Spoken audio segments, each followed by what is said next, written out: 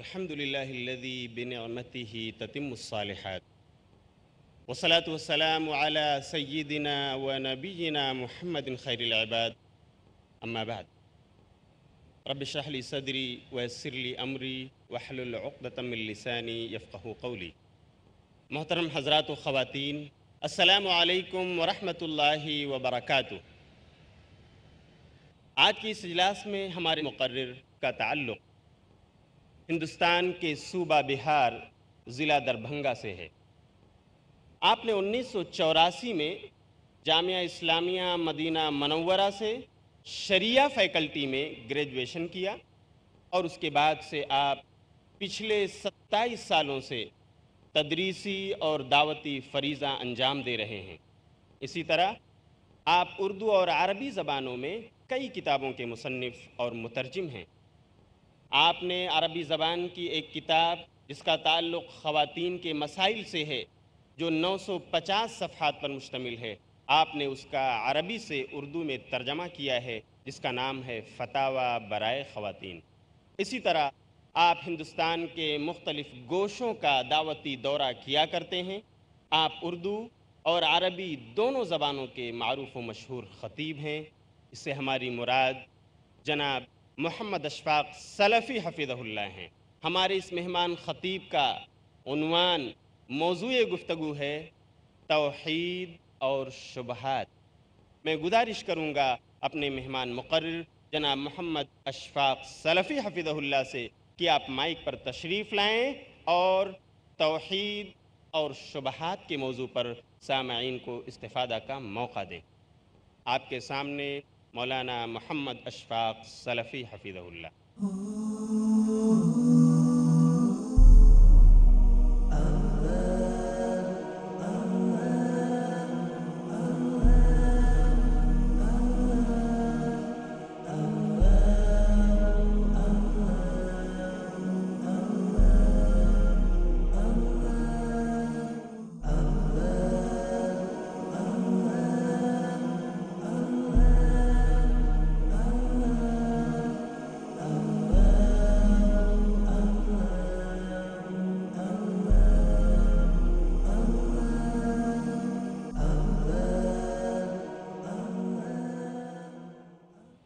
جناب مولانا محمد اشفاق سلفی حفظہ اللہ، آپ کا موضوع خطاب ہے توحید اور شبہات۔ الحمد لله رب العالمين والصلاة والسلام على أشرف الأنبياء والمرسلين نبينا وإمامنا محمد وعلى آله وصحبه أجمعين. أما بعد فأعوذ بالله من الشيطان الرجيم. يا أيها الناس اعبدوا ربكم الذي خلقكم والذين من قبلكم لعلكم تتقون الذي جعل لكم الأرض فراشا والسماء بناء وأنزل من السماء ماء فأخرج به من الثمرات رزقا لكم فلا تجعلوا لله أندادا وأنتم تعلمون. وقال النبي المصطفى صلى الله عليه وسلم فيما رواه الإمام البخاري ومسلم رحمهم الله تعالى في صحيحيهما من حديث إتبان بن مالك الأنصاري رضي الله عنه إن الله حرم على النار من قال لا إله إلا الله يبتغي بذلك وجه الله. محترم سامعین و ناظرین، آج کا عنوان خطاب ہے توحید اور شبہات۔ انسان پر سب سے پہلا، سب سے تاکیدی اور اہم حق، اولین فریضہ یہ ہے کہ وہ اللہ سبحانہ و تعالیٰ کی معرفت حاصل کرے۔ اللہ سبحانہ و تعالیٰ کی معرفت، اللہ سبحانہ و تعالیٰ کی پہچان، اللہ سبحانہ و تعالیٰ کی قدرت، اس کے افعال، اس کے پاکیزہ ناموں اور صفتوں کا علم رکھے اور خالص بندگی اللہ سبحانہ و تعالیٰ کی کرے۔ یہ پہلا واجب اور اولین فریضہ ہے، اور علی الاطلاق تمام حقوق میں سب سے پہلا اور سب سے اول حق ہم انسانوں پر ہمارے خالق سبحانہ و تعالیٰ کا ہے، اور وہ حق یہ ہے کہ ہم اللہ سبحانہ و تعالیٰ کی توحید کو پختہ کریں، جس کے لیے ہم آپ پیدا کیے گئے ہیں، پوری کائنات بنائی گئی ہے، تمام انبیاء اور رسول کی بعثت جس غرض کے لیے ہوئی ہے، ہم اس مقصد کی تکمیل کریں، تحقیق کریں، پختہ کریں اس مقصد کو۔ نبی کریم صلی اللہ علیہ وسلم نے حضرت معاذ بن جبل انصاری رضی اللہ عنہ سے دریافت کیا، آپ گدھے پر سوار تھے، پیچھے آپ نے حضرت معاذ بن جبل انصاری رضی اللہ عنہ کو بٹھا رکھا تھا۔ پوچھا، یا معاذ اتدری ما حق اللہ علی العباد وما حق العباد علی اللہ؟ صحیحین کی روایت ہے، معاذ جانتے ہو کہ اللہ کا حق بندوں پر کیا ہے اور بندوں کا حق اللہ پر کیا ہے؟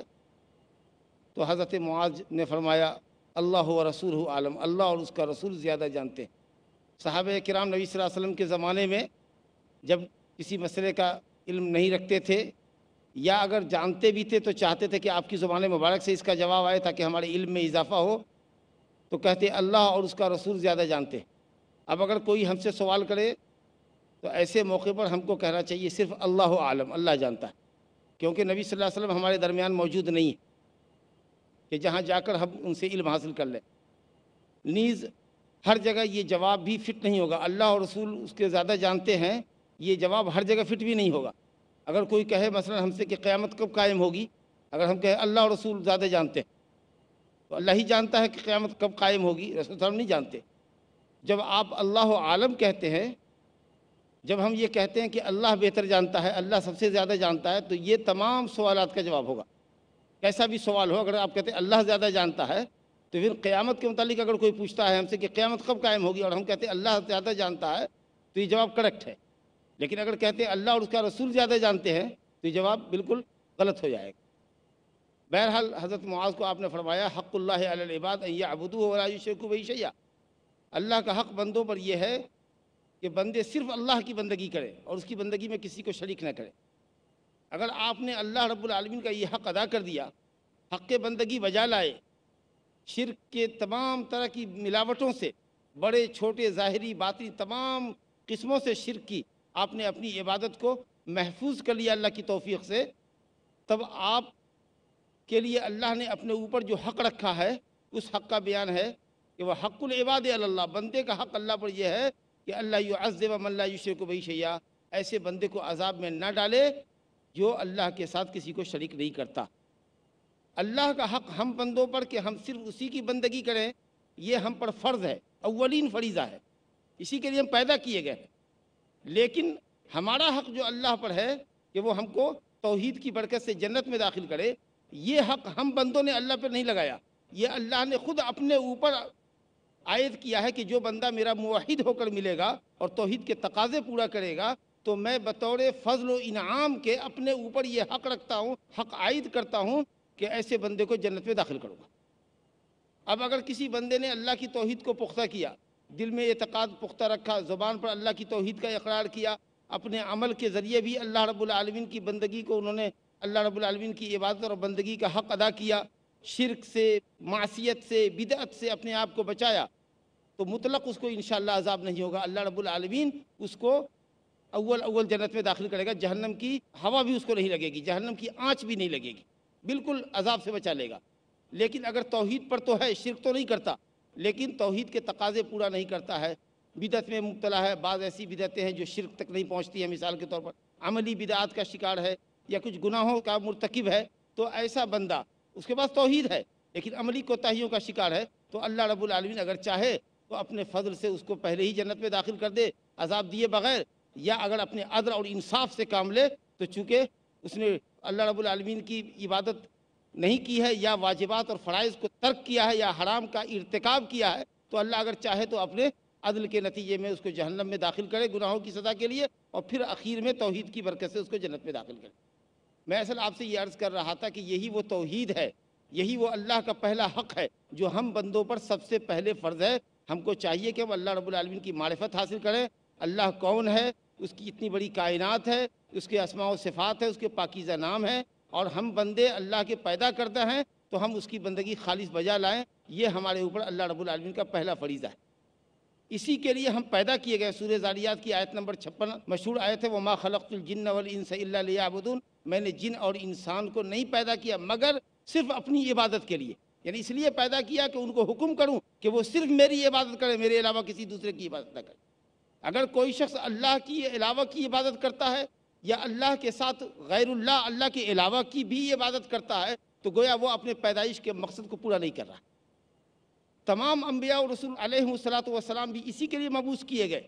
وَلَقَدْ بَعَثْنَا فِي كُلِّ أُمَّةٍ رَسُولًا أَنِ اعْبُدُوا اللَّهَ وَاجْتَنِبُوا الطَّاغُوتَ فَمِنْهُمْ مَنْ هَدَى اللَّهُ وَمِنْهُمْ مَنْ حَقَّتْ عَلَيْهِ الضَّلَالَةُ فَسِيرُوا فِي الْأَرْضِ فَانظُرُوا كَيْفَ كَانَ عَاقِبَةُ الْمُكَذِّبِينَ، سورہ نحل آیت نمبر 36۔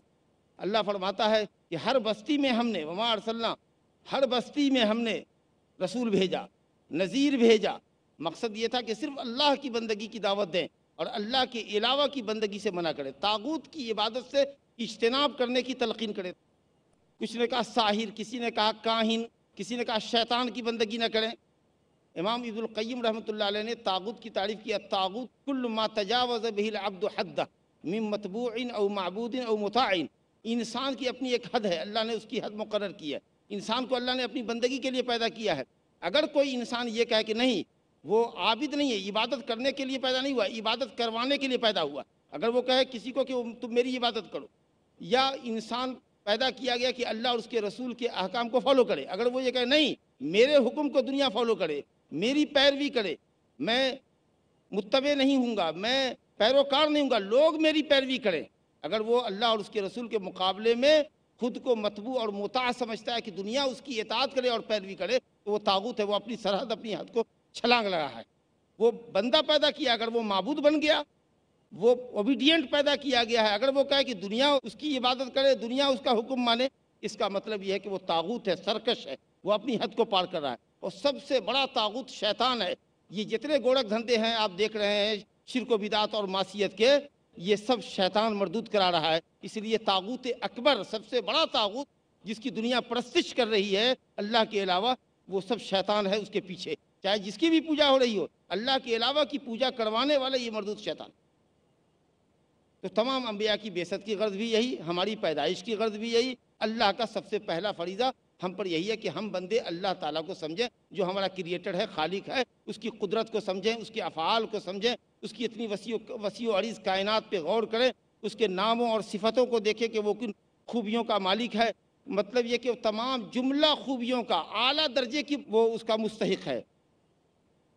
تمام صفات کمالیہ، کمال کی تمام صفتوں سے وہ متصف ہے، اعلیٰ درجے کی صفات کمالیہ، اور جملہ عیوب و نقائص سے اللہ سبحانہ و تعالیٰ پاک۔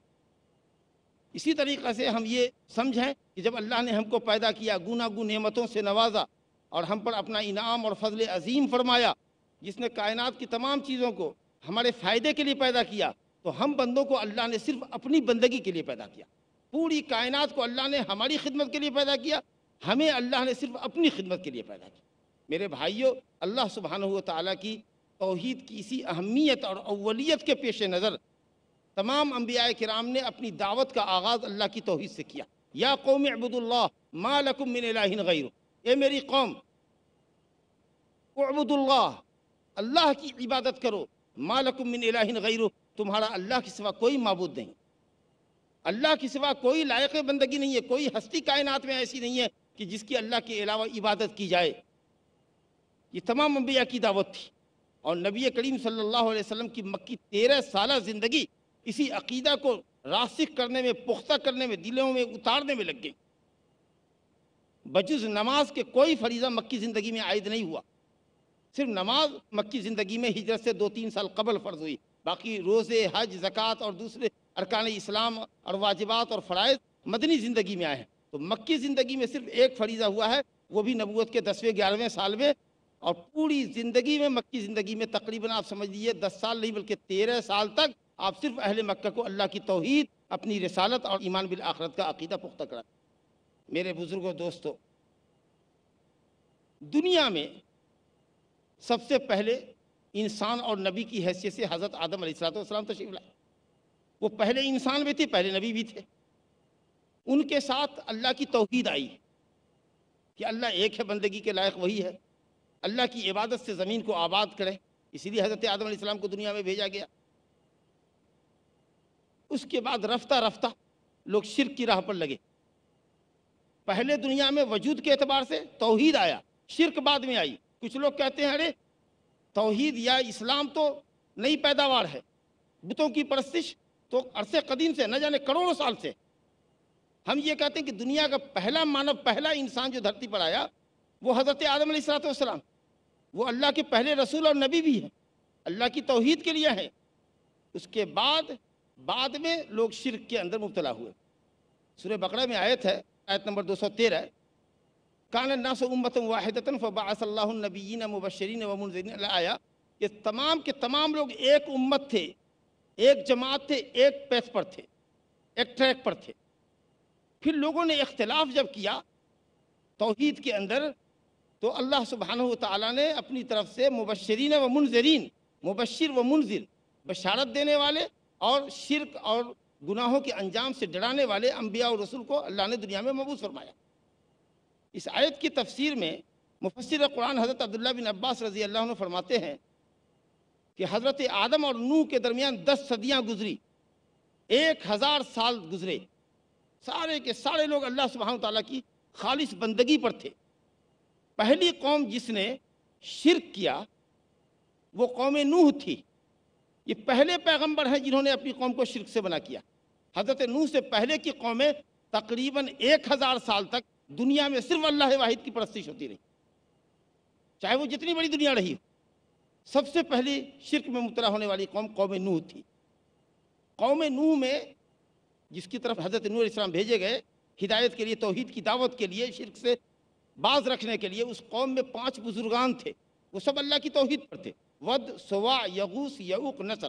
سورہ نوح آیت نمبر 23 میں اللہ تعالیٰ نے فرمایا ہے کہ قوم نے کہا قالوا لا تذرن آلہتکم ولا تذرن ودم ولا سواعا ولا یغوث ویعوق ونسرا۔ قوم کے چودھریوں نے کہا، سرب و آوردہ لوگوں نے کہا اپنی قوم کے افراد سے کہ تم اپنے معبودوں کو نہ چھوڑو۔ کن معبودوں کو؟ ود، سواع، یغوث، یعوق، نصر کو نہ چھوڑو۔ یہ لوگ کون تھے جن کی پرستش قوم نوح کر رہی تھی اور ان کی ہدایت کے لیے اللہ نے حضرت نوح کو بھیجا؟ یہ کون تھے؟ کیا پتھر کی بے جان مورتیاں تھیں؟ نہیں۔ صحیح بخاری میں حضرت عبداللہ بن عباس رضی اللہ عنہ سے منقول ہے، ھذہ اسماء رجال صالحین من قوم نوح، یہ سب قوم نوح کے صالحین کے نام ہیں، بزرگان دین کے نام ہیں۔ یہ ان کا جب انتقال ہو گیا اور اہل علم نے لکھا کہ اللہ کی مرضی آگے پیچھے سب 1 سال کے اندر ہی دت کر گئے، تو شیطان مردود لوگوں کے دلوں میں گھسا۔ اس نے کہا کہ تمہیں اپنے قوم کے بزرگوں سے محبت ہے، یہ سب تمہارے آئیڈیل لوگ تھے، بزرگان دین تھے، آئیکن تھے تمہارے۔ کہا بالکل۔ کہا تو ایسا کرو کہ تم ان کی مجلسوں میں جہاں جہاں واعظ نصیحت ہوتی تھی وہاں ان کے مجسمے نصب کر دو، ان مجسموں کو ان کے نام سے موسوم کر دو، ان کو نام دے دو، ان مجسموں کو بزرگوں کا۔ ان کو دیکھ کر اللہ سبحانہ وتعالیٰ کی محبت یاد آئے گی اور ان کا جذبہ اطاعت و عبادت یاد آئے گا، تو تمہارے دل کے اندر اللہ تعالیٰ کی عبادت کا جذبہ پیدا ہوا۔ کتنا حسین جال بزرگوں کی محبت کے نام پہ پھیلایا۔ علامہ ابن القیم رحمۃ اللہ علیہ نے اغاثۃ اللحفان میں لکھا ہے کہ متعدد سلف صالحین سے منقول ہے کہ پہلے شیطان نے کہا کہ ان کی قبروں پر مجاوری کرو، قبروں پہ میلے ٹھیلے لگاؤ، بزرگان دین ہے، تم کو ان سے محبت تھی، محبت کا اظہار کرو۔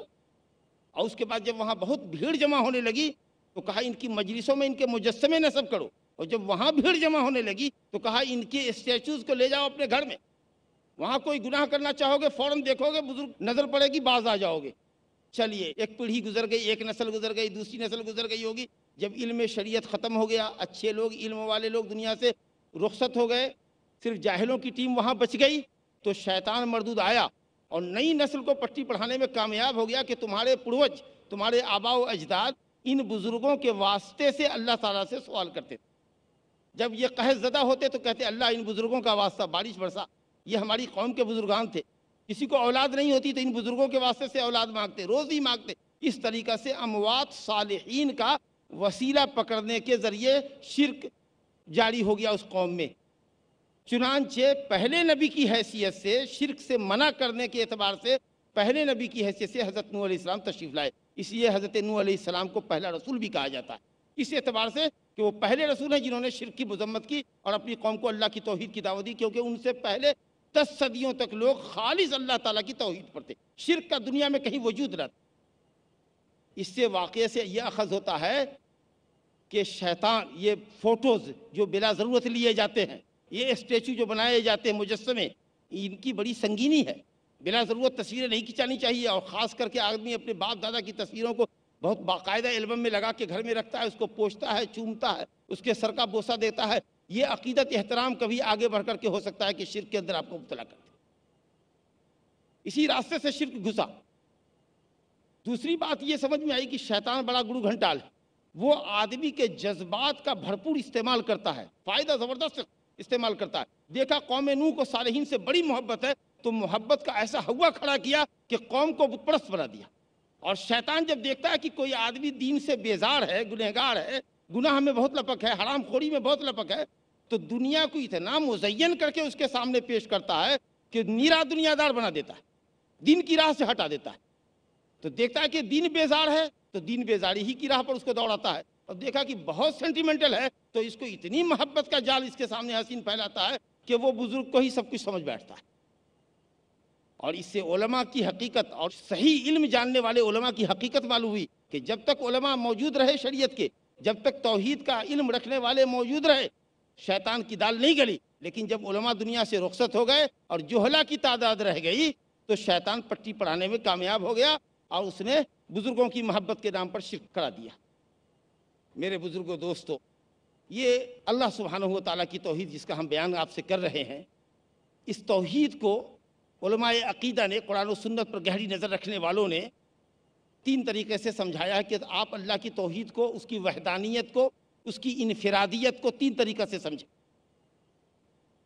اس کے افعال کے اعتبار سے، اس کے جو ورکس ہیں، اس کے جو ایکشنز ہیں، اللہ تعالیٰ کا جو کہ افعال ہیں، زمین بنایا، آسمان بنائی، انسان بنایا، چاند ستارے، جتنی مخلوقات کو اللہ نے پیدا کیا، تو اللہ رب العالمین اپنے افعال میں، جس کو توحید ربوبیت کہتے ہیں کہ وہ ہمارا خالق ہے، رازق ہے، مالک ہے، حیات و موت کا مالک ہے، کائنات کی تدبیر چلاتا ہے، تو رب العالمین اپنے افعال کے اعتبار سے یگانہ و یکتا ہے۔ پوری کائنات کو بنانے میں اللہ رب العالمین کا کوئی پارٹنر نہیں رہا، کوئی مشیر نہیں رہا، کوئی معاون نہیں رہا۔ اور دوسری توحید ہوتی ہے توحید الاسماء والصفات، اللہ تعالیٰ کو اس کے ناموں اور صفتوں میں اکیلا جانو۔ جو نام اللہ کے ہیں اور جتنے عمدہ اور پاکیزہ معانی پر دلالت کرتے ہیں، وہ کسی مخلوق کے اندر وہ صلاحیت نہیں ہے۔ مثال کے طور پر اللہ تعالیٰ کے ناموں میں سے ایک نام ہے سمیع، سننے والا، اور انسان کو بھی اللہ تعالیٰ نے سمیع اور بصیر، سننے والا اور دیکھنے والا بنایا۔ لیکن آپ سمجھ سکتے ہیں کہ ہمارے سننے اور دیکھنے کی مقدار محدود ہے، کیپیسٹی مقرر ہے۔ اللہ رب العالمین کے سننے اور دیکھنے کی صلاحیت لامحدود، وہ عرش کے اوپر ہے، لیکن تحت الثری کے اندر، ساتوں طبق زمین کے اندر، اگر کوئی چھوٹی سے چھوٹی مخلوق جو شاید کھلی آنکھوں سے دیکھی نہ جا سکتی ہو، اس مخلوق کو رب العالمین وہاں دیکھ رہا ہے۔ کہیں کوئی پتا نہیں کھڑکتا لیکن اس کو دیکھ رہا ہے، کہیں کوئی دانہ زمین کی تاریکی میں نہیں پڑتا مگر وہ اس کو دیکھ رہا ہے۔ اللہ اکبر! اتنا باریک سنتا ہے کہ چکنے پتھر پر اگر چوٹی چلے تو اس کی آہٹ کو رب العالمین عرش سے سنتا ہے۔ تو اللہ رب العالمین تمام صفات کمال سے اعلیٰ درجے پر فائز ہے، بندے کی صلاحیتیں محدود ہیں، لہٰذا ناموں اور صفتوں میں بھی کوئی اس کا مشابہ اور مقابل نہیں ہے، کوئی کمپریزن ہی نہیں ہے مخلوق کا خالق سے۔ اور تیسری جو اہم چیز ہے وہ ہے توحید الوہیت، کہ اللہ رب العالمین اپنی عبادت و بندگی میں اکیلا ہے، اور اصل توحید یہی ہے، اصل توحید یہی ہے، کیونکہ دنیا اللہ رب العالمین کو خالق مالک رازق جاننے میں مختلف نہیں تھی۔ سب لوگ سمجھتے تھے کہ خالق مالک رازق اللہ ہی ہے، یہ انسان کی فطرت میں ہے یہ بات۔ مکہ کے مشرکین کے متعلق قرآن میں ان کے اقرارات موجود ہیں۔ سورہ یونس آیت نمبر 31 آیت میں تلاوت کرتا ہوں۔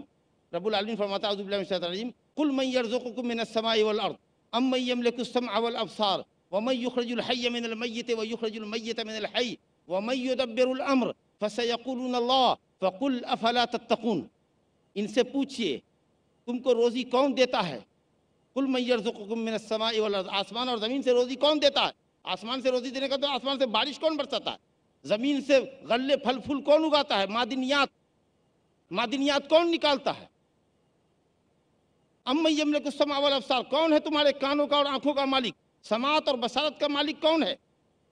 کس کی دی ہوئی صلاحیت ہے جس سے تم سنتے ہو دیکھتے ہو؟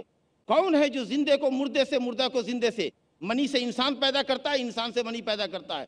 انڈے سے مرغی نکالتا ہے، مرغی سے پھر انڈا نکالتا ہے، گٹھلی سے درخت پیدا کرتا ہے، آسمان سے باتیں کرتا ہوا بلند درخت، اور پھر درخت کے پھل سے بیج تیار کرتا ہے، اس سے پھر درخت پیدا کرتا ہے۔ وَمَن يُدَبِّرُ الْأَمْرَ، کائنات کی تدبیر کون چلاتا ہے، پورا نظام کائنات کون چلاتا ہے؟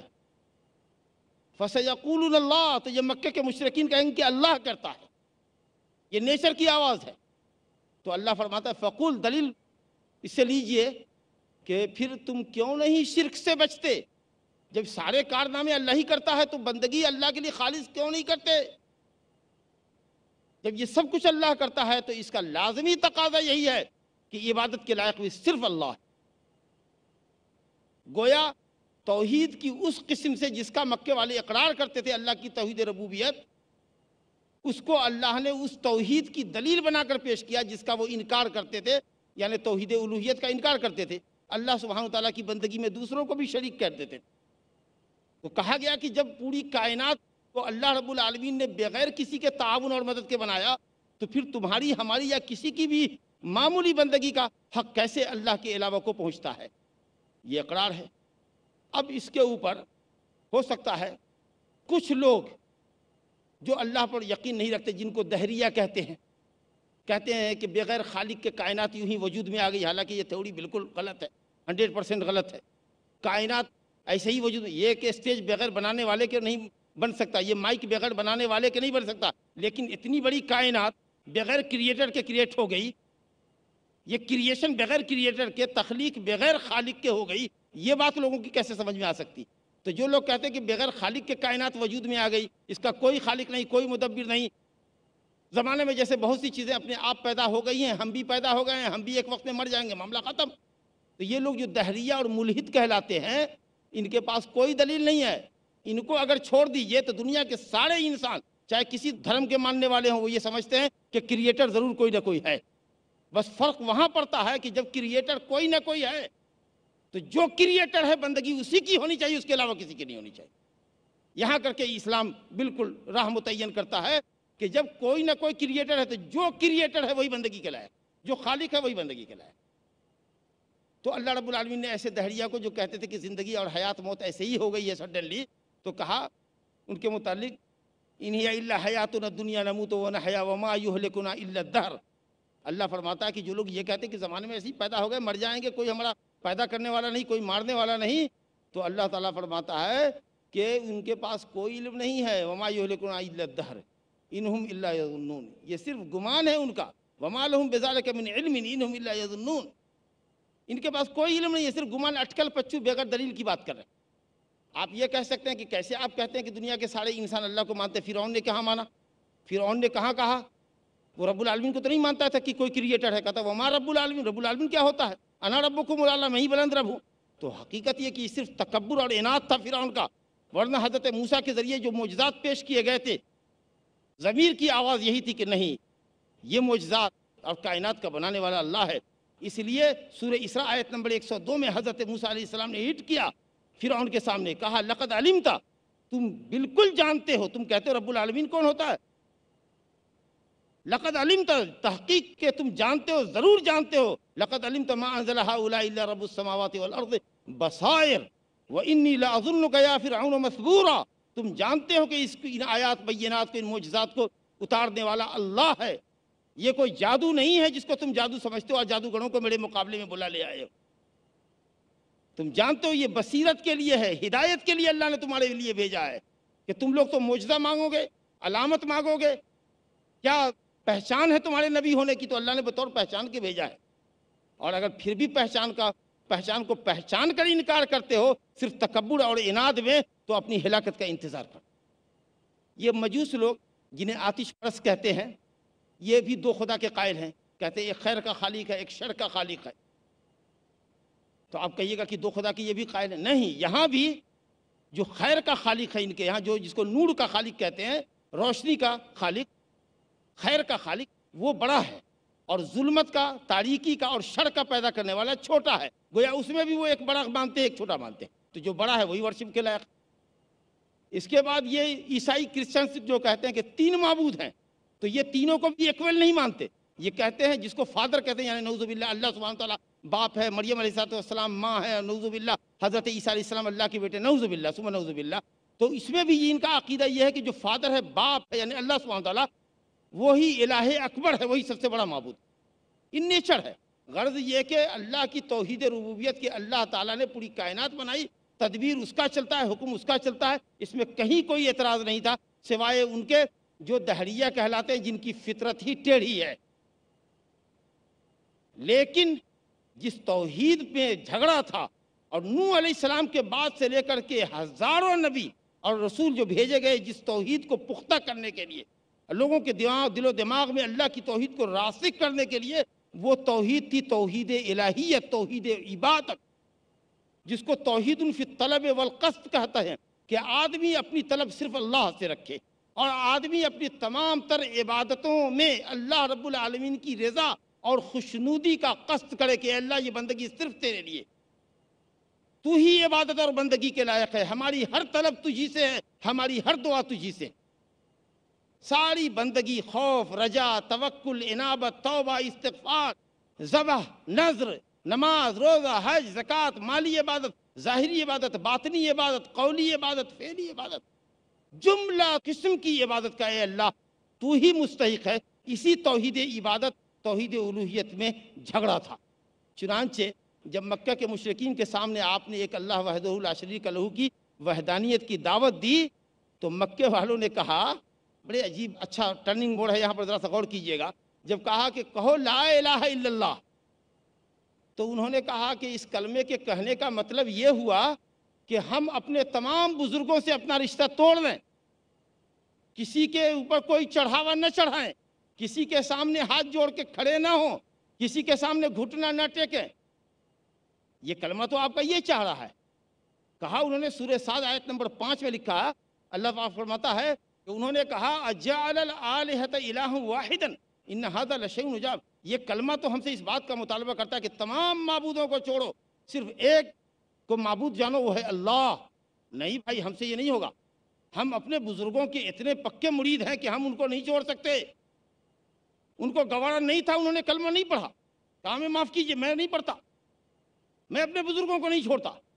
معنی سمجھ گئے کہ اس کلمے کا کیا تقاضا ہے. ایک جگہ اور دیکھیے، سورہ صافات آیت نمبر 35-36 میں اللہ تعالیٰ فرماتا ہے انہم کانوا اذا قیل لهم لا الہ الا اللہ یستکبرون ویقولون ائنا لتارکو آلہتنا لشاعر مجنون. ان سے کہا جائے کہ کہو لا الہ الا اللہ کہو، تو کہتے ہیں ہم کسی نعوذ باللہ شاعر اور دیوانہ نہیں، ہم کو کہتے تھے ہم کسی شاعر اور دیوانے کے کہنے پر اپنے معبودوں کو بزرگوں کو چھوڑ دیں. اور کہتے ہیں ائنا لتارکو آلہتنا، کیا ہم اپنے معبودوں کو چھوڑ دیں کسی شاعر دیوانے کے کہنے پر؟ نعوذ باللہ کہ نبی صلی اللہ علیہ وسلم شاعر اور دیوانہ ہو. کیا شاعر اور دیوانے کی زبان سے اس طرح کی بات نکلتی ہے؟ مکہ کے مشرکین نے، جن کو اللہ نے ہدایت نہیں دینی تھی، انہوں نے اس کا انکار کیا. ان کو محبت تھی بزرگوں سے، کہا کہ نہیں، یہ کلمہ صرف بندگی اللہ کے لیے خاص کرتا ہے اور ہم ایسا نہیں کر سکتے. لیکن ہم کیسے مسلمان ہیں کہ ایک طرف بباغ دوہل کہتے ہیں لا الہ الا اللہ، اللہ کے سوا کوئی ورشپ کے لائق نہیں، کوئی عبادت کے لائق نہیں، اور پھر نہ جانے کہاں کہاں ہماری جبین نیاز خم ہوتی ہے، کہاں کہاں گھٹنے ٹیکتے ہیں، کہاں کہاں ہاتھیں پسارتے ہیں، کن کن کو مدد کے لیے یا فلاں یا فلاں یا فلاں المدد، یا فلاں المدد، شیئا للہ، اس طرح کے کفریہ اور شرکیہ نعرے لگاتے. تو بجا طور پر وہ اچھے تھے جنہوں نے انکار کر دیا کہ بھیا بخشو ہم کو، معاف کرو، ہمیں بخش دو، ہم یہ کلمہ نہیں کہہ سکتے کیونکہ اس کلمے کا تقاضا ہم سے پورا نہیں ہوگا. لیکن ہم کلمہ بھی کہہ رہے ہیں تو یا تو شاید اس کا معنی نہیں سمجھ رہے ہیں، یا معنی سمجھ بھی رہے ہیں تو شیطان حاوی ہے ہم پر اور شرک کرا رہا ہے. تو بس لہذا جو کوئی اس کلمے کا معنی سمجھ کر اللہ کی وحدانیت کے اوپر کامل یقین رکھتا ہے اپنے دل کے اندر، اور کہتا ہے لا الہ الا اللہ، اپنی زبان سے اقرار کرتا ہے اور اپنے عمل کے ذریعے بھی ثابت کرتا ہے کہ وہ اللہ رب العالمین کا مخلص بندہ ہے اور اپنی بندگی کا کوئی بھی حصہ وہ اللہ کے علاوہ کے لیے روا نہیں رکھ سکتا، تو ایسا بندہ مومن ہے، ایسا بندہ ظاہراً و باطناً انشاءاللہ مسلمان ہے. جو آدمی زبان سے کلمہ پڑھتا ہے لیکن دل میں ایمان نہیں ہے، وہ کیا ہے؟ منافق. جس آدمی کے دل میں ایمان ہے، زبان پر کلمہ بھی ہے کہ اللہ کے سوا کوئی بندگی کے لائق نہیں، لیکن وہ شرک کا کام کرتا ہے، غیر اللہ کی دہائی دیتا ہے، غیر اللہ سے مدد مانگتا ہے، جی ایسے کاموں کے لیے جن پر اللہ کے سوا کوئی قادر نہیں ہے، غیر اللہ پر نظر و نیاز چڑھاتا ہے، تو وہ آدمی کھلا ہوا کافر ہے، چاہے وہ دن میں 1000 مرتبہ لا الہ کیوں نہ پڑھے، کیونکہ اس کا تقاضا وہ پورا نہیں کر رہا ہے۔ ایک طرف تو کہہ رہا ہے کہ اللہ کے علاوہ کوئی بندگی کے لائق نہیں، دوسری طرف نظر و نیاز چڑھا رہا ہے دوسروں کے سامنے، دوسروں کو مدد کے لیے پکار رہا ہے۔ تو مومن وہ ہے جو اللہ کی وحدانیت پر دل سے یقین رکھتا ہو، زبان سے اقرار کرتا ہو، اور عمل کے ذریعے بھی اللہ رب العالمین کی بندگی کو وہ ثابت کرتا ہو۔ میرے بھائیوں، صرف یہ عقیدہ کہ اللہ خالق مالک رازق تو ہے، میں اس کو مانتا ہوں، لیکن بزرگوں کے اوپر کچھ نظر و نیاز چڑھا دیتا ہوں، یہ نجات کے لیے اگر کافی ہوتا تو یہ عقیدہ بدرجہ اتم پورے 100% مکہ والوں کے پاس موجود تھا، پھر وہ جہنم میں کیوں جاتے؟ تو معلوم ہوا کہ توحید ربوبیت اور توحید الاسماء و صفات، اللہ کے ناموں اور صفتوں پر ایمان لانا اور اللہ کے افعال اس کی قدرت پر ایمان لانا نجات کے لیے کافی نہیں ہے، جب تک کہ بندہ اپنی بندگی کو اللہ رب العالمین کے لیے خاص نہ کرے۔ میرے بزرگوں، دوستو، اب جو تھوڑا وقت باقی ہے، ریسٹ ٹائم جو باقی ہے، میں سمجھتا ہوں کہ آپ نے اللہ کی توحید کی تینوں قسموں کو، توحید ربوبیت، توحید اسماء و صفات جس سے اللہ کی معرفت حاصل ہوتی ہے، اور توحید الوہیت جو اللہ کا حق ہے بندے پر کہ ہم بندے صرف اسی کی بندگی کریں، اس کو جب ہم نے سمجھ لیا تو اب جو لوگ شرک کرتے ہیں، اللہ کے علاوہ کی پرستش کرتے ہیں، ان کے کچھ شبہات ہیں۔ وہ شرک کر رہے ہیں لیکن کہتے ہیں یہ شرک نہیں ہے، یا یہ کہتے ہیں کہ شرک تو کر رہے ہیں مگر یہ شرک کون کرا رہا ہے؟ مجھ سے ہمارا اللہ کرا رہا ہے، لہذا ہمارا کوئی گناہ نہیں۔ دیکھیے کئی شبہات ہیں، چونکہ وقت کم ہے اس لیے صرف سرسری طور پر گزروں گا۔ مکہ کے مشرکین کا ایک توحید کے مقابلے میں ایک شبہ یہ تھا کہ دیکھو بھائی، بات ایسی ہے کہ جو کہہ رہے ہیں وہ تو ٹھیک ہے، لیکن ہمارے باپ دادا ایسا کرتے ہوئے آئے، بزرگوں سے ان کا تعلق رہا، وہاں چڑھاوے چڑھاتے رہے، نظر و نیاز دیتے رہے، لہٰذا ہم اپنے باپ دادا کے طریقے کو نہیں چھوڑیں۔ آج بھی کچھ لوگوں کو اگر صحیح دین کی طرف بلائیے تو کہتے ہیں بات تو مولوی صاحب آپ کی سمجھ میں آ رہی ہے، لیکن ہمارے پروج، ہمارے اگلے لوگ ایسا کرتے ہوئے آ رہے ہیں۔ یہ بہت بھولی دلیل ہے۔ جب انسان ہر دلیل سے عاجز رہ جاتا ہے تو باپ دادا کے سر کے اوپر الزام تھوپتا ہے۔ مکے والوں نے بھی یہی کہا، اعوذ باللہ من الشیطان الرجیم، وَكَذَلِكَ مَا أَرْسَلْنَا مِن قَبْلِكَ فِي قَرْيَةٍ مِّن نَذِيرٍ إِلَّا قَالَ مُتْرَفُوهَا إِنَّا وَجَدْنَا آبَاءَنَا عَلَىٰ أُمَّةٍ وَإِنَّا عَلَىٰ آثَارِهِمْ مُقْتَدُونَ۔ سورۃ زخرف آیت نمبر 23 میں اللہ فرماتا ہے کہ اے نبی، آپ سے پہلے جو رسول ہم نے بھیجا تو وہاں بھی یہی بات تھی کہ جب آپ نے ان کو بلایا لا الہ کی طرف تو انہوں نے کہا کہ ہم نے اپنے باپ دادا کو ایک طریقے پر پایا ہے، ہم انہی کے طریقے کی پیروی کریں گے۔ ارے کیا باپ دادا اگر جاہل رہے ہوں، علم اور ہدایت سے محروم رہے ہوں، پھر بھی کرو گے؟ اللہ رب العالمین نے رد فرمایا۔ سورہ بقرہ آیت نمبر 170 اور سورہ مائدہ آیت نمبر 104 میں اللہ رب العالمین نے فرمایا اولو کان آباؤہم لا یعقلون شیئا ولا یہتدون، اولو کان آباؤہم لا یعلمون شیئا ولا یہتدون۔ تمہارے باپ دادا علم عقل سے اگر پیدل بھی رہے ہوں، خالی بھی رہے ہوں، بے وقوف رہے ہوں، ہدایت سے محروم رہے ہوں، تب بھی باپ دادا کی بات مانو گے؟ ارے باپ دادا کی اچھی باتوں میں پیروی کرو، ایمان اور عمل صالح کے اندر پیروی کرو۔ باپ دادا کی پیروی حضرت یوسف علیہ السلام نے بھی کی، جیل میں انہوں نے تقریر کی، کہا دونوں جیل کے ساتھیوں واتبعت ملت آبائی ابراہیم و اسحاق و یعقوب ما کان لنا ان نشرک باللہ من شیء۔ سنو، ہم اپنے باپ حضرت ابراہیم اور حضرت اسحاق اور اپنے باپ یعقوب کی پیروی کرتے ہیں، ان کے دین دھرم کی پیروی کرتے ہیں۔ اللہ کا شکر ہے کہ ہم اللہ کی بندگی میں کسی کو شریک نہیں کرتے، اللہ کی توحید پڑھے، کیونکہ ہمارے آباء و اجداد اللہ کی خالص توحید پڑھتے۔ ذالک من فضل اللہ علینا وعلی الناس ولکن اکثر الناس لا یشکرون۔ یہ اللہ کا بہت بڑا فضل ہے، سب سے بڑا فضل ہے اس انسان پر جس کے اندر اللہ تعالیٰ اس عقیدے کو پختہ کر دے کہ بندگی صرف اللہ کا حق ہے، تو اللہ کی قسم اس سے بڑا فضل اور انعام کسی پر نہیں ہو سکتا۔ یہ اللہ کا سب سے بڑا فضل ہے جو ہم پر ہے کہ اس نے اپنی توحید کے اوپر ہم کو لگایا ہے۔ لیکن اکثر لوگ شکر گزاری نہیں کرتے۔ دیتا ہے نعمت اللہ، گاتے ہم گن دوسروں کا، جلاتا ہے وہ، مارتا ہے وہ، عزت ذلت کا وہ مالک ہے، اور نہ جانے کہاں کہاں کس کس در کے اوپر جبہ سائی کرتے ہیں، متھا ٹیکتے ہیں۔ میرے بزرگوں دوستو، ایک شبہ ان کا یہ بھی تھا کہ بھائی ایسا ہے کہ اگر اللہ رب العالمین اگر نہیں چاہتا تو ہم شرک کیوں کرتے؟ اللہ چاہتا ہے تو شرک کرتے ہیں۔ سوال صرف اتنا ہے، اس میں آیات ہیں، سورہ انعام کی آیت نمبر 148 میں سیقول الذین اشرکوا لو شاء اللہ ما اشرکنا ولا آباؤنا۔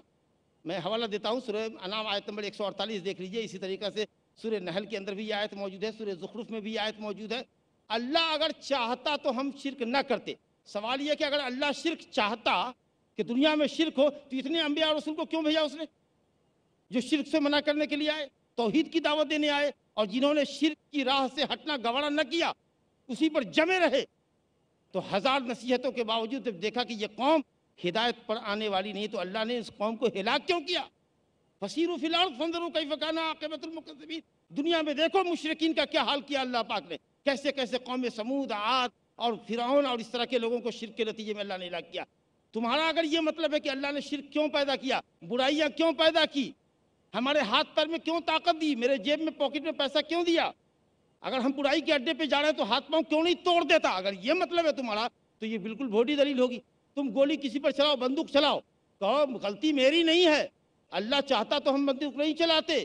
ارے غلطی اس کی ہے جس نے بندوق بنائی, گولی بنائی. اللہ نے میرے ہاتھ کو شل کیوں نہیں کر دیا, میرا ہاتھ ہی نہیں چلتا. اگر آپ ایسا کریں کہ دنیا کی کوئی عدالت اس مجرم کو بخشے گی نہیں, تو اگر اللہ شرک چاہتا, کدھر شرک چاہتا بھئی, ہے دلیل لاؤ. قل هل عندکم من علم فتخرجوه لنا, ہے کوئی دلیل لاؤ کہ اللہ شرک چاہتا ہے؟ اگر شرک چاہتا تو انبیاء رسول کو کیوں بھیجتا؟ کچھ لوگ یہ شبہ کرتے ہیں کہ چلو بھائی مولوی صاحب کیا توحید کی رٹ لگا رکھا ہے. ارے ایک حدیث ہے نا, صحیح حدیث ہے, من قال لا الہ الا اللہ دخل الجنہ, جو لا الہ الا اللہ پڑھے گا جنت میں داخل ہوگا. ارے چھوٹی چھوٹی باتوں میں الجھے ہوئے ہو, غلط ہے, مغالطہ ہے. جس نے لا الہ الا اللہ کہا کا کیا مطلب ہے؟ زبان سے کہہ دینا, کلمہ پڑھو کہ اللہ کے سوا کوئی بندگی کے لائق نہیں ہے, اور سارا شرک و بدعت اور گناہوں میں ملوث رہو, کہو کہ ہم کلمہ پڑھتے ہیں جنت میں جائیں گے, یہ مطلوب ہے. اقبال نے بڑا اچھا کہا, زبان سے کہہ بھی دیا لا الہ تو کیا حاصل, دل و نگاہ مسلمان نہیں تو کچھ بھی نہیں. نبی کریم صلی اللہ علیہ وسلم فرمایا, سنو, ان اللہ حرم علی النار من قال لا الہ الا اللہ یبتغی بذلک وجہ اللہ. اللہ نے جہنم کو اس شخص پر حرام کیا ہے جو لا الہ الا اللہ کہتا ہے اللہ کی رضا چاہتا ہے. تو کیا لا الہ کہہ کے شرک کرنے سے اللہ کی رضا حاصل ہوگی؟ اس کا مطلب ہے کہ اگر آپ تقاضے پورا نہیں کر رہے ہیں لا الہ کے, واجبات و فرائض نہیں بجا لا رہے ہیں, شرک سے اجتناب نہیں کر رہے ہیں, گناہ سے آپ نہیں بچ رہے ہیں, تو اس کا مطلب یہ کہ لا الہ الا اللہ کا تقاضا پورا نہیں ہو رہا ہے. من قال لا الہ الا اللہ, مسلم کی روایت ہے, پہلی روایت اتبان بن مالک کی, بخاری مسلم کی, یہ روایت مسلم میں ہے. من قال لا الہ الا اللہ وکفر بما یعبد من دون اللہ, جس نے کہا کہ اللہ کے سوا کوئی معبود نہیں اور اللہ کے علاوہ ہر کسی کا انکار کر دیا, تب وہ مسلمان ہوا, اس کی جان, اس کا مال محفوظ رہا. وہب بن منبہ کا قول میں نے نقل کیا ہے ایک موقع پر, تو اس کو میں دہراتا ہوں. وہب بن منبہ سے کہا گیا کہ اے صاحب, کیا لا الہ الا اللہ جنت کی کنجی نہیں ہے؟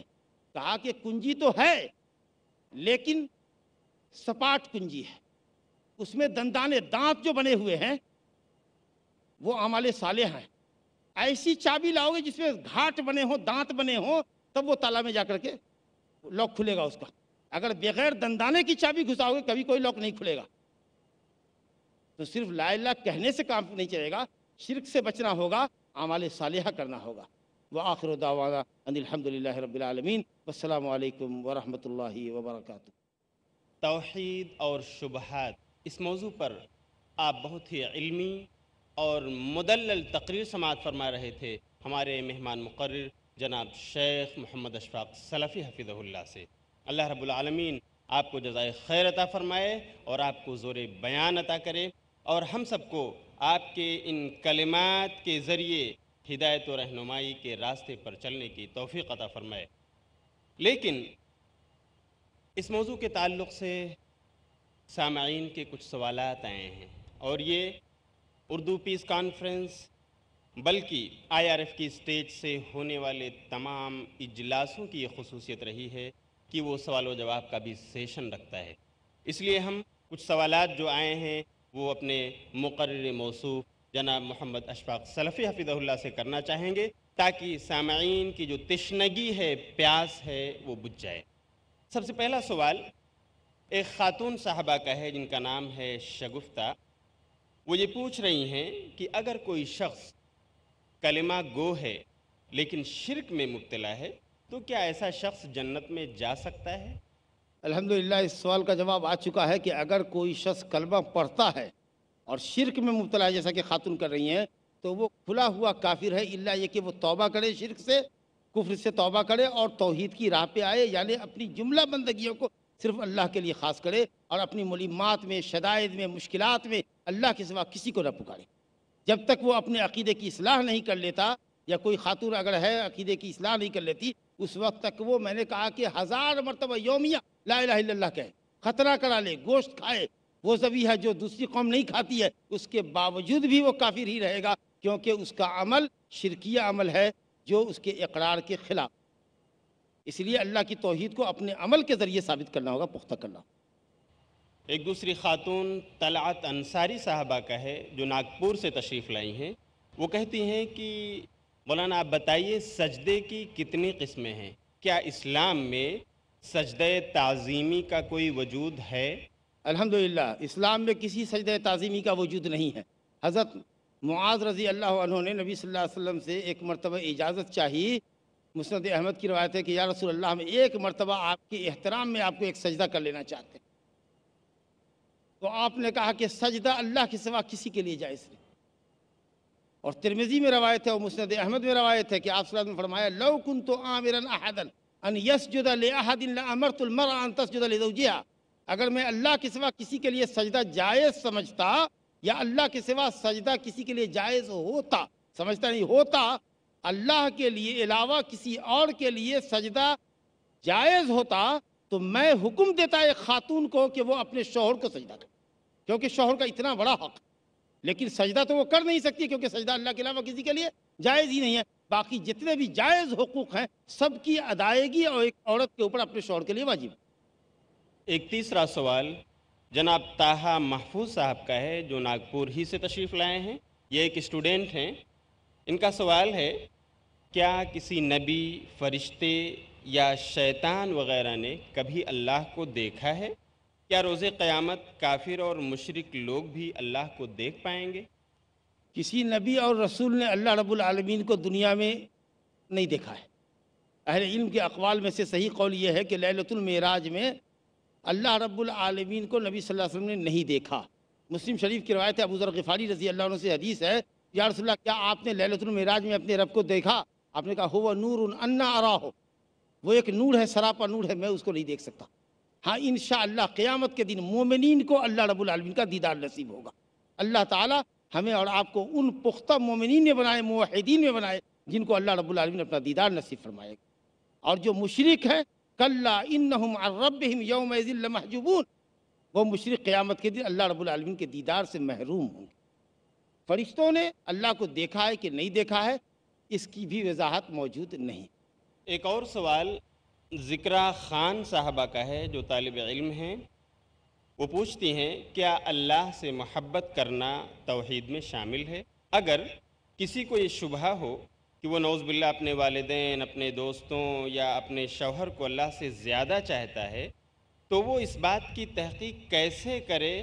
وہ کس طرح جان سکے کہ اس کی توحید صحیح طور پر قائم ہے؟ دیکھیے کلمہ لا الہ الا اللہ کے شروط ہے۔ کلمہ نفع بخش ہونے کے لیے کہ یہ ہماری نجات کا کلمہ ذریعہ بنے، اس کے لیے کچھ شروط ہے۔ اس میں سے ایک شرط یہ بھی ہے کہ المحبہ، کلمہ کے نفع بخش ہونے کے لیے ایک شرط یہ کہ ہماری سچی محبت اللہ سے، بلکہ اللہ اور اس کے رسول کی محبت ہم کو ہماری جان سے بھی زیادہ ہو۔ ماں باپ کی جان، اولاد کی جان، بیوی بچے کی جان، خود اپنی جان سے، اپنی جان سے زیادہ اللہ ہم کو عزیز ہوگا تو ظاہر ہے کہ ماں باپ اور اولاد اور دوسرے لوگوں کا کیا ذکر۔ تو سب سے زیادہ محبت اللہ سے ہونی چاہیے۔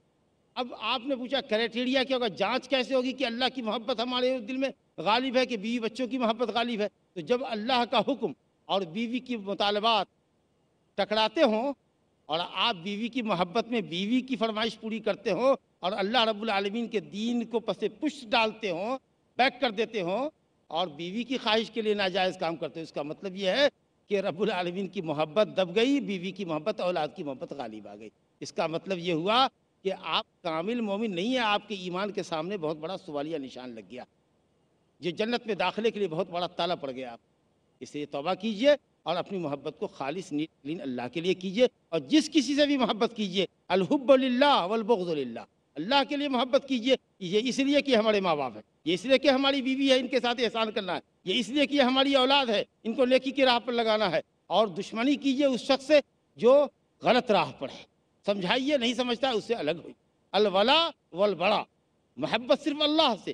حضرت ابراہیم علیہ السلام نے کہا اننی براء مما تعبدون الا الذی فطرنی فانہ سیہدین، میں ان تمام سے بیزار ہوں، برات کا اظہار کرتا ہوں جن کی اے میری قوم کے لوگوں تم پرستش کرتے ہو، سوائے اس ذات کی محبت کے، اور صرف اس ذات سے مجھے محبت ہے، اور میرا رشتہ اس سے مضبوط ہے جس نے مجھے پیدا کیا ہے۔ گویا کہ صرف اپنے پیدا کرنے والے کی عبادت کریں گے، جس نے ہم کو پیدا نہیں کیا وہ ہماری عبادت کا مستحق نہیں۔ جزاک اللہ خیر۔ ایک اور سوال جناب سہیل اختر صاحب کی طرف سے ہے، جو پیشے سے معلم یعنی مدرس ہیں، آپ بارہ بنکی یو پی سے تشریف لائے ہیں۔ آپ کا کہنا ہے کہ مولانا آپ نے فرمایا کہ اگر شیطان انسان کو دین سے بیزار دیکھتا ہے تو اس کے سامنے دنیا کو اس طرح پیش کرتا ہے کہ انسان کو دنیا دار بنا دیتا ہے۔ کیا شیطان کو اتنا اختیار ہے کہ وہ انسان کے دل کو جدھر چاہے موڑ دے؟ دیکھیے، موڑنے کا مطلب یہ نہیں کہ شیطان دل کو موڑتا ہے، ہمارے سامنے دیکھتا ہے کہ یہ آدمی بائی نیچر دنیا کی طرف مائل ہے، اور ظاہر ہے کہ دنیا حسین اور جمیل ہے، برائی میں لذت ہے، رغبت ہے، جی بری چیزوں کے اندر انسان نیچرلی راغب ہوتا ہے، بدکاری ہے، اس کے لیے آدمی راغب ہوتا ہے نیچر سے۔ تو انسان کو جب دیکھتا ہے شیطان کی یہ برائی کی طرف مائل ہے، اور اللہ نے برائی کا جذبہ بھی دل کے اندر رکھا ہے، پیدا کیا ہے، اور نیکی کا یہ جذبہ ہے، یہ امتحان کے لیے۔ اب اس میں اگر آدمی اس میں فیل کر گیا، ڈیفٹ کھا رہا ہے اور غلط راستے پر جا رہا ہے، تو شیطان اس کو اچک لیتا ہے، دیکھتا ہے کہ یہ اپنی خواہش کے پیچھے جا رہا ہے، تو شیطان اس کا معلم ہے، وہ اب آ جاتا ہے، چاہے جس شکل میں آئے، ہو سکتا ہے ایک انسان کی شکل میں آئے، یا جو ہر انسان کے ساتھ ایک شیطان لگا ہوا ہے، وہ شیطان مزین کرتا ہے برائی کے لیے، یا انسانوں میں سے کچھ بدماش قسم کے لوگوں کو، گنہگار قسم کے لوگوں کو اس کی فرینڈشپ میں داخل کر دیتا ہے، اور اس طریقے سے وہ اور بڑھتا چلا جاتا ہے، نیرا دنیا دار بنا جاتا ہے۔ گویا کہ جس طرف دیکھتا ہے کہ اس کا میلان ہے، اس کا بھرپور فائدہ اٹھاتا ہے۔ جیسے ہمیں کا کوئی بھی آدمی کہتا ہے موقع سے مت چوکو، تو شیطان جو ہمارا کھلا ہوا دشمن ہے، جب وہ دیکھتا ہے کہ اس کو موقع کہیں گھسنے کا ہے اور اس آدمی کو راہ راست سے ٹریک سے ہٹانے کا ہے، تو ہٹاتا ہے۔ اور رب العالمین، دیکھیں جس طرف آپ نقطہ دیکھا ہے، اصل رب العالمین ہمارا خالق ہے، اس نے عقل کی صلاحیت دی ہے، دل میں برائی اور بھلائی دونوں کے جذبات رکھے ہیں، انبیاء اور رسول کی زبان پر بھلی اور بری باتوں کی وضاحت کر دی ہے۔ اب ہم کو چوز کرنا ہے کہ کیا اچھا ہے اور بچنا ہے کہ کون سی چیز بری ہے، اس سے بچنا ہے، یہ اب ہماری ذمہ داری ہوتی ہے۔ لیکن رب العالمین جان رہا ہے کہ یہ بندہ اپنے ارادے اور اختیار سے، جو میں نے اس کو ارادہ اور اختیار دیا ہے، یہ گناہ کا کام کرے گا، تو ہم کر کے جانتے ہیں کہ آج ہم کو یہاں اسپیچ دینی تھی۔ رب العالمین ہم کو ہمارے پیدا کرنے سے نہیں، آسمان و زمین کو پیدا کرنے سے 50,000 سال پہلے جان رہا تھا کہ آج کی فلاں تاریخ کو یہ بندہ فلاں اسٹیج کے اوپر تقریر کرے گا، بس یہ بات ہے۔ تو اللہ تعالیٰ کی مشیت کونیہ قدریہ کہ اللہ نے برائی پیدا کی، برائی کرنے کی انسان کے اندر طاقت بھی ہے، پیسے بھی اللہ نے دیے ہیں، لیکن اس نے برائی کا انجام بتا دیا ہے، نیکی کے بھی خوشنما جزا سے اور ثواب سے آگاہ کر دیا ہے۔ اب ہمارا یہ کام ہے کہ ہم اس زندگی میں جو امتحان اور آزمائش کی دنیا ہے، اس میں ہم پھک پھک کے قدم ڈالیں، کیا حلال ہے، کیا حرام ہے، کیا بھلا ہے، کیا برا ہے، شیطان کو موقع نہ دے، ورنہ اگر جہاں ہم ٹریک سے ہٹے، بس شیطان کھڑا ہوا ہوگا، بس سیدھے اچک کر کے ہلاکت کے گڈھے میں ڈال دے گا۔ واللہ اعلم۔ اگلا سوال جناب محمد بشیر انصاری صاحب کا ہے، جو پیشے سے ٹیلر یعنی درزی ہیں۔ وہ کہتے ہیں کہ بہت سے لوگوں کا عقیدہ یہ ہے کہ اللہ اپنی ذات سے ہر جگہ موجود ہے، تو کیا یہ عقیدہ صحیح ہے؟ یہ عقیدہ صحیح نہیں ہے، کفریہ عقیدہ ہے، یہ عقیدہ کفریہ ہے۔ اللہ اپنی ذات سے عرش پر ہے، الرحمن علی العرش استوى، لیکن وہ ہر جگہ موجود ہے اپنے علم سے، ہم اس کے احاطے میں ہیں، گھیرے میں ہیں، اس کے علم سے کوئی چیز مخفی نہیں، اس کی نگاہ سے کوئی چیز مخفی نہیں، ہماری کوئی آواز، ہمارا کوئی ایکشن، ہماری کوئی نقل و حرکت، ایون چوٹی کے چلنے کی آہٹ کو بھی وہ سن رہا ہے۔ تو علم سے، احاطے سے کہ وہ ہمارے ساتھ ہے، کافر کے ساتھ بھی ہے، ہمارے ساتھ بھی ہے، لیکن ذرا ہوتا کیا ہے، مومن کے ساتھ اللہ ہوتا ہے بطور خاص، کا مطلب یہ کہ نیکی کی توفیق اس کو زیادہ عطا کرتا ہے، اس کا پروٹیکشن کرتا ہے، جو جس پروٹیکشن سے وہ کافر اور گنہگار محروم رہتا ہے۔ لیکن گنہگار اگر گناہ کرتا ہے تو ایسا نہیں کہ وہ اللہ کے علم سے ہٹ کر کے کرتا ہے، اللہ اس کو نہیں دیکھ رہا ہے، نہیں واچ کر رہا ہے، نہیں جان رہا ہے، ایسا نہیں۔ تو اللہ اپنے علم کے ساتھ ہر جگہ موجود ہے اور ہر کسی کے ساتھ ہے، مومنوں کے ساتھ بھی اللہ ہے، ان اللہ مع الصابرین، ساتھ کا مطلب ذات اس کی نہیں ہے، بلکہ اس کی معیت خاص کہ توفیق، رشد و ہدایت اور کاموں کو آسان کرنا اور گناہوں سے بچانا، اس طرح کی توفیق اللہ تعالیٰ کی خاص مومنوں کو ہوتی ہے، جس سے مشرکین محروم ہوتے ہیں، لیکن اس کی ذات عرش پہ۔ اگلا سوال ایک خاتون حنا صاحبہ کا ہے، جو ناگپور سے تشریف لائی ہیں اور پیشے سے ڈاکٹر ہیں۔ آپ کہہ رہی ہیں کہ کسی سے ہم نے سنا ہے لفظ اللہ دو لفظوں سے مل کر بنا ہے، ایک ال اور دوسرا الہ، جو مل کر اللہ بنتا ہے، جس کے معنی ہیں کہ وہ اکیلا لائق عبادت ہے، تو کیا یہ صحیح ہے؟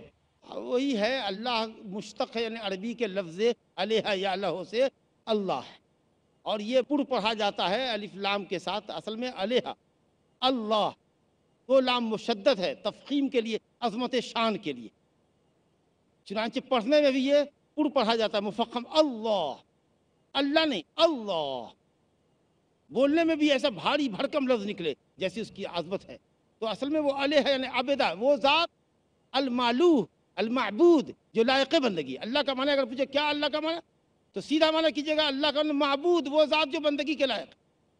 الہ یا الہ معنی معبود، جس کی محبت، جس کی عظمت دل میں بیٹھی ہوئی ہو، تو یہ اللہ کا معنی ہے۔ جزاک اللہ خیر۔ اگلا سوال جناب عبداللہ صاحب کا ہے، وہ کہتے ہیں آپ نے کہا کہ جس نے کلمہ پڑھ لیا ہو ایسے کسی مسلمان کو کافر مت کہو، تو ہم انہیں کافر کہہ سکتے ہیں جیسا کہ آپ نے تقریر کے دوران بعض عقیدے والوں کو کہا؟ اس کی حقیقت ہمیں بتلائیں۔ ہم نے یہ نہیں کہا کہ جس نے کلمہ پڑھ لیا اس کو کافر نہ کہو، ہم نے کہا کہ جس نے صرف زبان سے کلمہ پڑھا، اس کے معنی کو نہیں سمجھا، یا معنی بھی سمجھ رہا ہے اور اللہ کے علاوہ دوسرے کی پرستش کر رہا ہے، نظر و نیاز اللہ کے علاوہ پر چڑھا رہا ہے، اللہ کے علاوہ کو شدائد و مشکلات میں پکار رہا ہے، اے فلاں میری مدد کرو میں مصیبت میں پھنسا ہوا ہوں، میری جان پہ بنائی ہے میری مدد کرو، اگر اس طرح کی بات کرتے ہیں، میرے ہاں اولاد نہیں ہو رہی ہے، اے بابا آپ مجھ کو اولاد دے دو یا دلا دو، اگر اس طرح کا عمل ہے تب وہ کافر ہے، کہیں ہم اس کو کہ نہ کہیں، لیکن اسلام کی تھیوری میں وہ کافر ہے۔ تو کلمہ پڑھے، اس پر دل سے یقین رکھے اور اپنے عمل سے ثابت کرے کہ وہ صرف اللہ کا بندہ ہے، اس کی عبادت، اس کی دعا، اس کی مناجات، توکل، بھروسہ، خوف اور رغبت، سب اللہ کے لیے ہو۔ جب تک وہ اپنے عمل سے ثابت نہیں کرتا ایسا، اس وقت صرف کلمہ پڑھنے سے مسلمان نہیں ہے۔ اگلا سوال ایک بھائی نجیب احمد صاحب کا ہے، جو MBA ہیں، اسٹوڈنٹ ہیں۔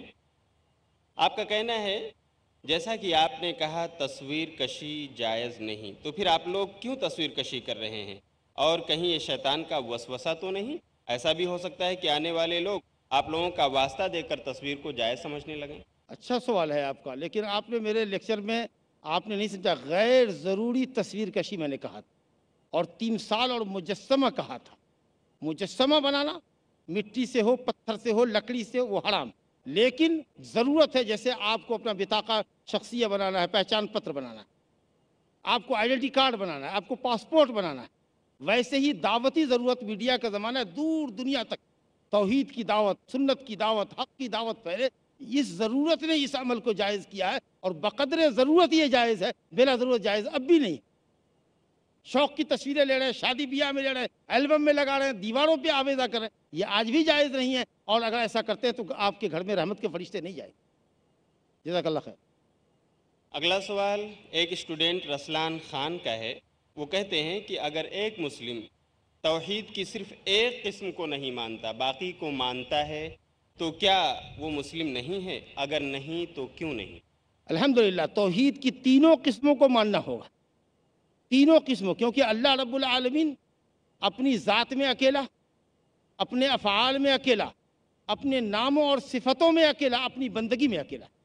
اگر آپ کہتے ہیں کہ زمانے کی کائنات کی تخلیق کرنے والا اللہ کے سوا بھی کوئی ہے، اللہ کا کوئی پارٹنر ہے، آپ کافر ہیں، ایسا کافر جو دنیا میں شاید کوئی بھی نہ رہا ہو، کیونکہ مکہ والے بھی نہیں مانتے تھے اس بات کو، وہ تو صرف ان کا یہی عقیدہ تھا کہ کائنات کو چلانے والا صرف ایک اللہ۔ اگر آپ کہتے ہیں چلو اللہ تعالیٰ نے کائنات کو پیدا کی، لیکن جو اس کی صفت ہے ویسی صفت ہماری بھی ہے، ویسی کیپیسٹی ہماری بھی ہے، پھر بھی آپ کافر ہیں۔ یہ دونوں عقیدہ آپ کا صحیح ہے کہ نہیں، اللہ تعالیٰ کے نام اور جو صفات ہے وہ تو اسی کے لیے خاص ہے، اور اللہ تعالیٰ بھی کائنات کو پیدا کرنے میں، چلانے میں، زمین آسمان کی تدبیر کرنے میں اکیلا ہے، لیکن بندگی آپ دوسرے کی بھی کر رہے ہیں تو بھی آپ کافر۔ رب السماوات والارض، رب السماوات والارض وما بینہما فاعبدہ واستبر لعبادتہ هل تعلم له سمیہ۔ اللہ آسمان و زمین کا رب ہے اور اس کے درمیان کی تمام چیزوں کا خالق اور پالنہار ہے، وہی لائق بندگی، اسی کی بندگی کرو، اسی کی بندگی پر جمے رہو، اور اس کے ناموں جیسا والا بھی کسی اور کو پاتے ہو، اس کے ناموں جیسا بھی کسی اور کو پاتے ہو، تو گویا اللہ کو ربوبیت کے اعتبار سے، خالق کائنات ہونے کے اعتبار سے، اللہ کو اس کے ناموں اور صفتوں میں یگانہ و یکتا ہونے کے اعتبار سے، اور رب العالمین کو اس کی بندگی کا تنہا اکیلا مستحق ہونے کے اعتبار سے، جب تک آپ توحید کی ان تینوں قسموں پر کامل یقین نہیں رکھیں گے آپ مومن نہیں ہوں۔ اگلا سوال ایک بھائی محمد منصور صاحب کا ہے جو سروس کرتے ہیں۔ وہ کہتے ہیں کہ جب کوئی آدمی انتقال کر جاتا ہے تو 40 دن کے بعد ان کے گھر والے دعوت کرتے ہیں، کیا قرآن و حدیث سے اس کا ثبوت ہے یا یہ توحید کے منافی ہے؟ اگر غم میں دعوت کرتا ہے تو مت جائیے، کیونکہ یہ شراد ہے، یہ ہندوؤں کے یہاں پن کے لیے، مرحوم کی روح کو سکون دینے کے لیے، یعنی میت، مرحوم تو نہیں، میت کی روح کو تسکین دینے کے لیے کرتے ہیں۔ شاید یہ 40واں، یہ فاتحہ، یہ برسی، یہ 6 ماہی، یہ سب جو ہوتا ہے ایصال ثواب کے لیے ہوتا ہے، لوگوں کو دعوت دیتے ہیں۔ اس طرح کی مجلسیں بدعت ہے، ایسی مجلسوں میں شرکت نہیں کرنا چاہیے، کیونکہ مردوں کو ثواب پہنچانے کا یہ طریقہ نہیں ہے۔ غریب مسکینوں کو کھانا کھلا دیجیے، اور کوئی دن متعین کیے بغیر کھلائیے، کہیں صدقہ جاریہ کر دیجئے، مسجد میں پنکھے لگوا دیجئے، چند نسخے قرآن مجید کے وہاں ہدیہ کر دیجئے، اسی طریقہ سے کسی مدرسے اور مسجد کے اندر تعاون کر دیجئے، اور ماشاءاللہ اگر آپ نیک صالح اولاد ہیں اپنے ماں باپ کی تو جتنی بھی نیکیاں کریں گے، آپ چاہے اس کو ریفر کریں اپنے ابا کی طرف کے نہ کریں، وہ آٹومیٹکلی ان کے کھاتے میں ثواب کے جمع ہو جاتا ہے۔ مگر یہ طریقہ جو ایصال ثواب کا ایجاد کیا گیا ہے یہ بدعی طریقہ ہے، اس کے لیے کتاب و سنت میں کوئی جگہ نہیں۔ جی اگلا سوال ایک طالب علم ثاقب انصاری صاحب کا ہے۔ وہ کہتے ہیں کہ مولانا ہم سنتے ہیں نبی اور رسول، تو ان دونوں کلمات میں کیا فرق ہے؟ الحمدللہ سوال بہت اچھا ہے اور بڑا علمی ہے، اور یہ دیر طلب ہے لیکن ہم اس کو شارٹ میں بتائیں گے۔ اصل میں یہ ہے، جو تمام باتوں کا خلاصہ ہے، لمبی بحث ہے علماء کی اس پر۔ رسول وہ ہوتا ہے جس کی شریعت مستقل ہوتی ہے، وہ اپنے سے فارمر نبی کا پیروکار نہیں ہوتا، فالوور نہیں ہوتا۔ رسول وہ ہوتا ہے جس کے پاس اپنی شریعت ہے، کمپلیٹ شریعت اس کو ملتی ہے، وہ فارمر نبی کا، اپنے سے پہلے نبی کا فالوور نہیں ہوتا ہے اور دعوت تبلیغ کرتا ہے۔ نبی مستقل شریعت والا نہیں ہوتا، لیکن دعوت تبلیغ کی گنجائش اس کو ہوتی ہے، اللہ کی طرف سے وحی بھی اس پر اترتی ہے، لیکن بیسیکلی وہ اپنے کسی دوسرے نبی کی، اپنے سے بڑے پیغمبر کا فالوور ہوتا ہے۔ جیسے حضرت موسیٰ علیہ السلام نبی اور رسول دونوں ہیں، حضرت ہارون صرف نبی ہیں، ہمارے نبی صلی اللہ علیہ وسلم اللہ کے فضل و کرم سے رسول بھی ہیں، نبی بھی، دونوں مقام آپ کو حاصل۔ چلیے اگلا سوال سلیم سید صاحب کا ہے، جو پیشے کے اعتبار سے بلڈنگ کنسٹرکشن کا کام کرتے ہیں۔ وہ کہتے ہیں کہ ایسی شادیاں جس میں بہت سارے رسم و رواج ہوتے ہیں، جیسے گانا بجانا وغیرہ، تو ایسی شادی میں شریک ہونا کیسا ہے؟ اگر آپ جاتے ہیں ان خرافات کو بند کرا دیتے ہیں، یا اگر دیکھتے ہیں کہ آپ کے ساتھ، آپ کو پہلے سے علم نہیں تھا کہ یہ سب خرافات وہاں ہوں گے، آپ گئے تو آپ کے سامنے ہوا، آپ نے منع کیا، بعض آ گئے، الحمدللہ آپ نے دعوت کا کام کر لیا، آپ کا جانا مبارک ہوا، لیکن آپ نے منع کیا، لیکن وہ بعض نہیں آئے، اپنی حرکتیں کرتے رہے غلط، تو آپ کو اس مجلس سے اٹھ کے چلانا چاہیے۔ اگلا سوال اسماعیل ملا صاحب کا ہے۔ وہ کہتے ہیں کہ کیا اللہ ہی کے حکم سے سب کام ہوتے ہیں؟ کیا زنا اور شرک بھی اللہ ہی کے حکم سے ہوتا ہے؟ اصل میں حکم اور مشیت میں فرق ہے۔ حکم کا مطلب یہ ہو کہ اللہ نے کہا زنا کرو، نعوذ باللہ، اللہ تو کہتا ہے وَلَا تَقْرَبُوا الزِّنَا، زنا کے قریب بھی مت جاؤ۔ زنا کرنا کیا؟ زنا کے قریب بھی مت پڑو، یہ تو اللہ کا حکم ہوا کہ زنا کے قریب بھی مت جاؤ۔ بس تم جو زنا کرتے ہو وہ اس لیے کہ اللہ رب العالمین نے تمہارے جسم کے اندر عضو پیدا کیا ہے، مخصوص عضو جس سے تم زنا کرتے ہو، تو تم اگر یہ کہنا چاہتے ہو کہ ہم زنا کرتے ہیں تو گویا اللہ ہی کے حکم سے کرتے ہیں، اس کا مطلب ہے کہ تم یہ چاہتے ہو کہ اللہ رب العالمین وہ عضو تم کو نہ دیتا، پیسے نہ دیتا کہ برائی کرو۔ ہم نے آپ کو کہا کہ تم جو آج اپنی عقل سے، اپنی عقل کا غلط استعمال کر رہے ہو، اپنی صلاحیت کا غلط استعمال کر رہے ہو، پیسے کا غلط استعمال کر رہے ہو، شیطان کے بہکاوے میں آ کے کر رہے ہو، اس کو اللہ رب العالمین کے سر نہ ٹھوکو۔ اللہ نے یہ صلاحیت دی تھی، تم نیکی کے راستے میں لگاتے، کہتے اللہ نے ہم سے یہ ارادہ کیا ہے ہم نیکی کا کام کریں، وہ شیطان مردود ہے جو تم کو لے جاتا ہے تمہاری طرف۔ اسی لیے یہ کہنا کہ یہ اللہ کے حکم سے ہے، نہیں، ہاں اللہ کی مشیت، یعنی اللہ نے چاہا کا مطلب کہ دنیا میں برائی پیدا کی، تمہارے ہاتھ پاؤں میں طاقت دی وہاں تک جانے کی، اگر یہ مطلب ہے تو ہم اس کا جواب دے چکے ہیں. اس کا مطلب یہ کہ دنیا میں گولی بندوق بننا بند ہو جائے. تو جتنا مرڈر ہوگا سب کہے گا غلطی ہم نہیں کرتے, غلطی وہ کرتا ہے جو بندوق بناتا ہے. وآخر دعوانا ان الحمد للہ رب العالمین. والسلام علیکم ورحمۃ اللہ وبرکاتہ. توحید کی امانت سینوں میں ہے ہمارے, آسان نہیں مٹانا نام و نشاں ہمارا. یہ تھے جناب محمد اشفاق سلفی حفظہ اللہ, جو آپ کو اپنے علمی جوابات سے فائدہ پہنچا رہے تھے. ہم اللہ سے دعا کرتے ہیں کہ اللہ رب العالمین آپ کو آپ کے کہے ہوئے ایک ایک کلمے کا اجر جزیل عطا فرمائے, اور ہم سب کو قرآن و حدیث کی روشنی میں بیان کردہ احکامات پر عمل کرنے کی توفیق عطا فرمائے, توحید پر قائم رکھے اور شرک سے بچائے. والسلام علیکم ورحمۃ اللہ وبرکاتہ.